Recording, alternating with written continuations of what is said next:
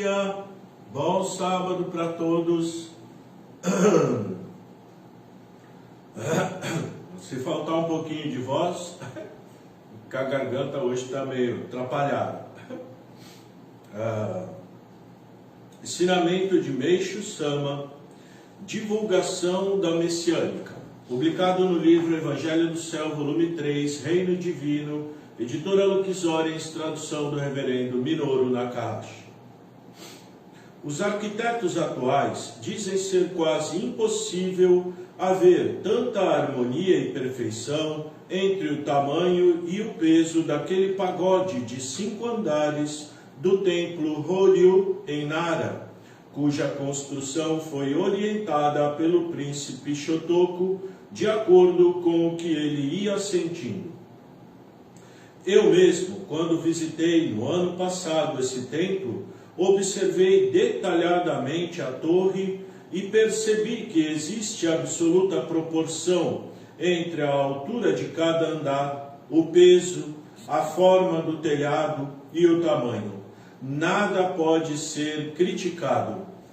Próximo desse pagode existe uma outra construção, o Yumedono, Palácio dos Sonhos, onde o príncipe morava e fazia muitas meditações.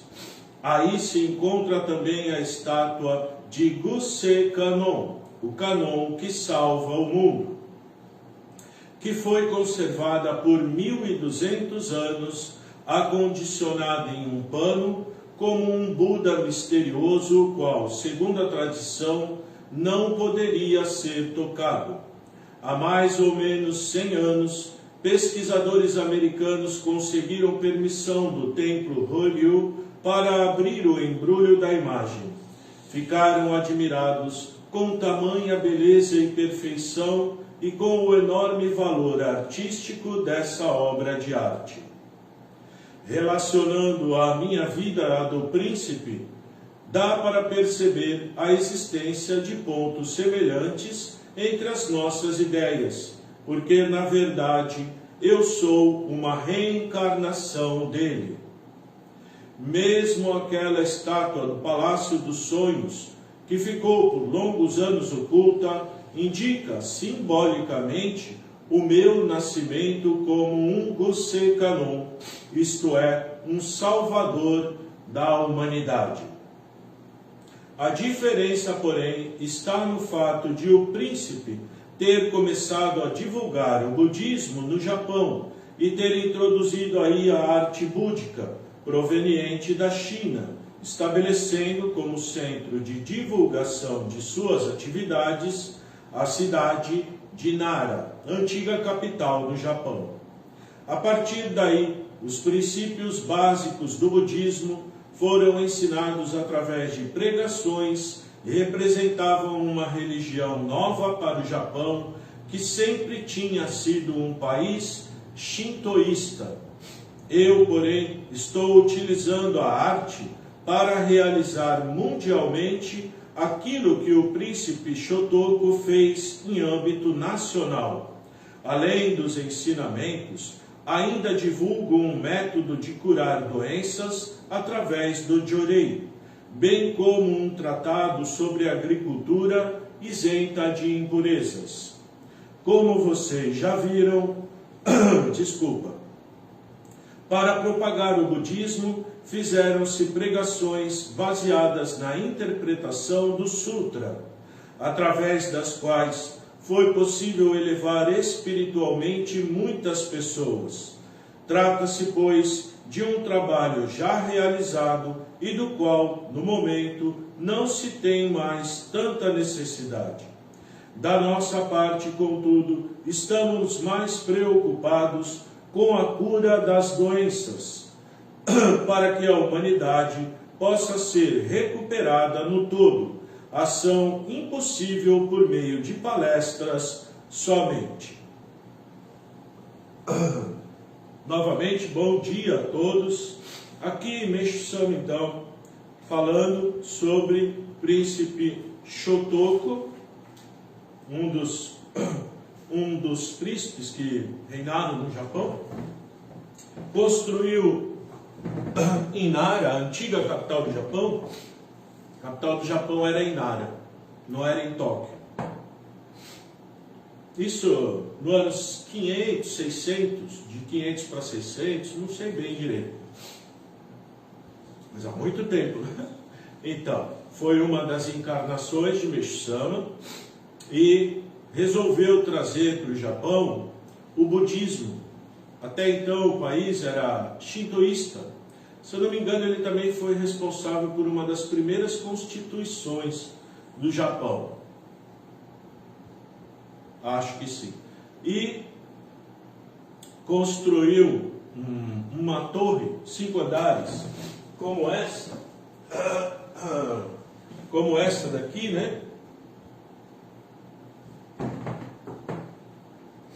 Então, com 5 andares, e a proporção de distância entre um telhado e o outro, Meshu-sama, quando foi visitar, ficou admirado de ver, porque esse príncipe ele ia tendo intuição e ia falando o tamanho que tinha que ter daqui até aqui, a altura que tinha que ser daqui até aqui, a altura que tinha que ser daqui até aqui, essa altura, o tamanho da base, dos lados, tudo.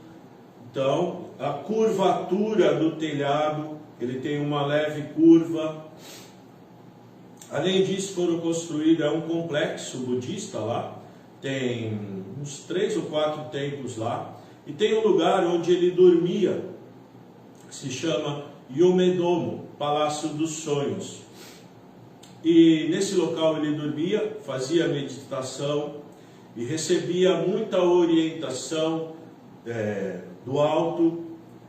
Então tinha uma espiritualidade muito elevada.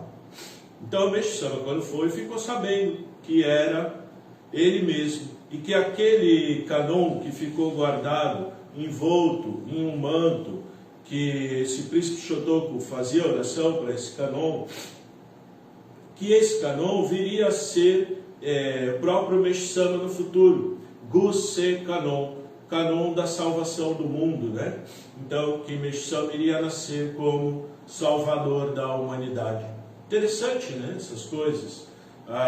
Meshu-sama ia nos lugares, ficava sabendo tudo. Muito interessante. Meshu-sama também, ele ia num lugar, por exemplo, um templo desse, cheio de budista. Então ele além de conversar materialmente, fisicamente com as pessoas, ele conversava com a espiritualidade, explicando sobre a era do dia, explicando sobre o Jorei, sobre a lei da purificação. Ele ia lá e dava aula espiritualmente. Ele estava falando assim, mas a alma dele estava trabalhando. Isso é muito interessante, viu?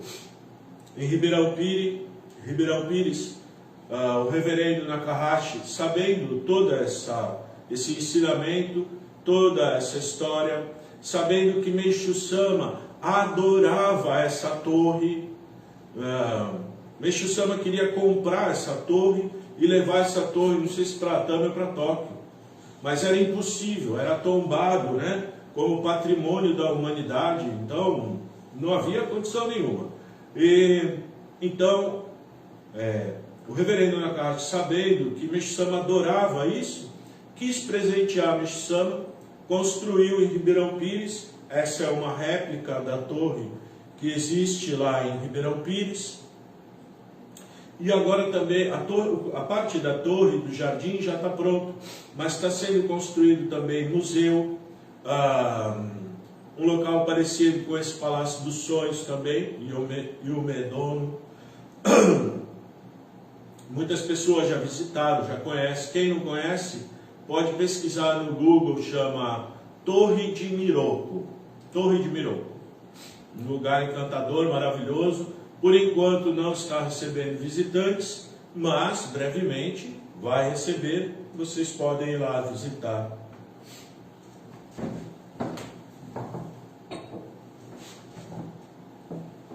Como ainda é cedo, como ainda é muito cedo, falar um pouquinho do salmo de hoje, bonito, né? Quem não conhece a Deus pratica boas ações visando simplesmente a satisfação do próprio ego. Nosso ego é terrível. Ele nos engana. Ele engana, a gente acha que é uma coisa, é outra. Então, praticar o bem visando a satisfação dos outros. Não buscar a nossa própria satisfação. Outro dia eu estava dando aula, uma pessoa perguntou, puxa vida, a gente ajuda tantos outros, mas só recebe patada. Eu falei, com esse sentimento de querer receber alguma coisa boa em troca, é complicado. A gente geralmente recebe frustração, fica frustrado, porque a gente faz o bem, achando que a pessoa vai fazer o bem para a gente também, aí a pessoa não faz, às vezes faz até o contrário, né? Nos prejudica, e a gente fala, puxa, eu faço o bem, mas não adianta, só recebo o mal. Mas esse sonem de querer receber alguma coisa em troca porque você está fazendo o bem, não está certo. A gente não tem que ser honesto porque quer que os outros sejam honestos. O certo seria todos serem honestos, seria uma obrigação, seria o normal, seria ser honesto. Ah, eu sou honesto, eu tenho uma grande virtude. Será que é tão grande assim essa virtude? Isso deveria ser o normal, e não uma grande virtude. Seria o normal. O anormal é ser desonesto. Isso não é normal. Isso sim, não é normal. Então, não esperar nada de ninguém. Melhor se agarrar com Deus. Fazer as coisas certas, simplesmente porque é aquilo que é certo para a gente fazer. E a gente vai ganhar muito com isso. Vai ganhar de quem? De Deus, não do ser humano. Parece um pensamento assim, mas a gente então não precisa fazer nada de bom para os... Precisa ser altruísta. Precisa. Não porque quer que os outros sejam altruístas com nós mesmos, com a gente também. Na hora que a gente atingir um nível maior de espiritualidade, todo mundo vai ser bonzinho com a gente também. Mas enquanto a gente tiver mácula para limpar, vai precisar de alguém que nos ofenda, que fale mal de nós, que brigue com a gente, tudo isso, porque ainda tem muita sujeira e precisa limpar. A gente não limpa, tem que vir alguém limpar, não é? Então, precisa. Tenha cuidado, nunca abra o coração a pessoas que costumam sussurrar junto a teu ouvido. Esse é maravilhoso. Aí, a pessoa vem e começa a falar assim, olha, aquela pessoa ali está falando isso de você. Essa pessoa, gente, não abra o coração para essa pessoa, porque da mesma maneira que ela vem falar que os outros estão falando mal de você, ela vai falar aqui para os outros que você também está falando alguma coisa. E se você não falar, vai inventar. Porque tem assim, a gente não manda no que os outros acham da gente. A gente sabe o que a gente é. A gente sabe de nós. Ninguém mais no mundo, a não ser Deus, sabe da gente. Não tem como saber. Como é que você vai saber da pessoa? Você não sabe, ninguém sabe. Mas a gente julga as pessoas. A gente tem mania de colocar um rótulo, não é? Igual rótulo de mercadoria. Azeitona preta, azeitona verde, molho de macarrão, então isso é isso, esse é doce, esse é salgado. E nas pessoas a gente põe rótulos também. Esse é chato, esse é honesto, aquele é desonesto, aquele ali é legal, aquele ali é amoroso, aquele ali é fofoqueiro, aquele não sei o quê. A gente põe rótulo, mas a gente não sabe. Não sabe. Na verdade, a gente não pode determinar nada para ninguém. Isso é errado, estamos julgando as pessoas. Julgando. Simplesmente julgando. os outros. Então, assim, aquele eu do momento é maravilhoso. Alguém vem conversar com a gente, então a gente, no momento, ser bom, ser honesto, ser tranquilo, ser pacífico, não é? E se a outra pessoa não é, fazer o quê? Às vezes com a gente, aquela pessoa tem algum problema, mas com todas as outras pessoas do mundo ela é maravilhosa. Aí a gente fala, aquela pessoa não presta. Será que não presta? Será que o problema é com ela? Será que não é com a gente o problema? Às vezes o problema está dentro de nós e não nos outros. Só que a gente não quer ver, não quer enxergar, né? A pessoa tem amizade com 1000 pessoas, aí aquela pessoa não tem amizade com a gente, aquela pessoa não presta. A gente tem que ter desconfiômetro também. Desconfiômetro, né?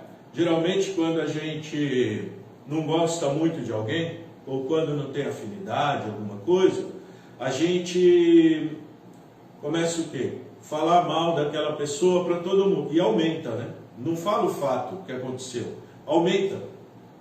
A pessoa me magoou tanto, a pessoa fez isso para mim, vai aumentando. Quem ouve a gente falar, fala assim, nossa, aquela pessoa é ruim mesmo. É como se diz, fazendo a caveira do outro, né? Não tem, estou fazendo a caveira dos outros. Isso eu sempre falei aqui, né? Isso não é bom. Não é bom. Se alguém falar da gente, é bom, porque está eliminando nossas impurezas. Mas a gente falar dos outros não é bom, porque a gente está pegando a impureza dos outros para a gente. Para quê? A gente já tem bastante, não precisa de mais. Deixa lá cada um com a sua mácula. Senão não dá, né? Ficar pegando dos outros é desonesto, né? É roubando. Roubando mácula, não pode. Não pode, tá bom? Disseminando o bem com verdadeira alegria. Brechas não haverá. Negativo não chegará. Então, praticar o bem com verdadeira alegria, sabendo que praticando o bem a gente vai evoluir espiritualmente, a gente vai praticar com alegria, sem esperar nada. Muitas vezes quantas vezes a gente não foi fazer um favor para alguém e a pessoa, em vez de agradecer, ainda dava uma pancada na gente? Quantas vezes? Aposto que todo mundo já passou por isso. Aí a gente já põe uma plaquinha aquela pessoa é ruim, nunca mais eu vou ajudar aquela pessoa. Está errado. Está errado. A gente não tem que ajudar os outros porque a pessoa fica agradada. Muito obrigado, muito obrigado. Se a pessoa chegar e falar, pô, você é chato, tem que ficar me ajudando toda hora. Aí se a gente fala assim, tá bom, é só porque eu gosto de ajudar. Mas se você não quiser, tudo bem. Se a pessoa não quer ajuda, aí tudo bem. Aí deixa. Mas enquanto a gente puder ajudar, dá um jeitinho, não se importar com o que os outros vão falar, ou seja, tirar o nosso ego de lado, né? Se tirar o ego e se colocar simplesmente como instrumento de Deus para ajudar as pessoas, está no caminho da felicidade. Vai ser muito feliz, porque a recompensa vem de Deus. Vem de Deus, e não do ser humano. É muito melhor vir do alto do que, né, vir aqui ou vir de baixo. Muito melhor. Muito melhor. A recompensa é muito maior. Muito maior. Tá bem? Desejo um ótimo sábado para todos, um ótimo domingo. E segunda-feira nos vemos novamente. Muito obrigado.